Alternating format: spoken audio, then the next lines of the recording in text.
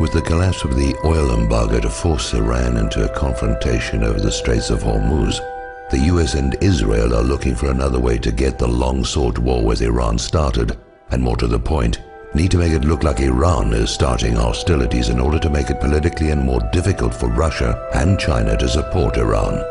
Now, recall that Israel has a past history of attacking US warships and framing others to trick the US into attacks on Israel's enemies, with the Israeli attack on the USS Liberty, initially blamed on Egypt, as the most well-known example. So here we have the USS Enterprise, the oldest carrier in the fleet, on her last legs, scheduled to be decommissioned next year. Her name is well known in part because of the Star Trek TV series. Decommissioning a nuclear aircraft carrier is a very expensive process.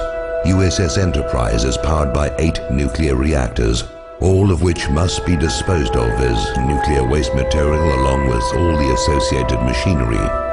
The US Navy would save a great deal of money, more than the scrap worth of the steel, if USS Enterprise were to be sunk in the Persian Gulf, where the radioactive mess is someone else's problem to deal with. So why send an ancient warship at the end of a useful life into harm's way? The same reason Franklin Roosevelt moved a bunch of obsolete warships from San Diego to Pearl Harbor, while their newer carriers and warships were well away from Hawaii on December the 7th, 1941. Israel has 3 Dolphin submarines, given to her by Germany.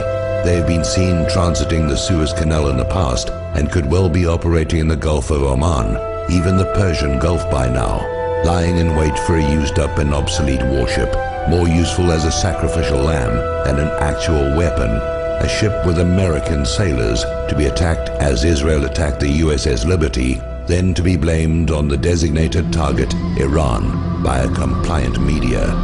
If you agree with this analysis, please post this video everywhere you see this carrier story. If we can make them doubt a false flag will be believed, maybe they'll call it off.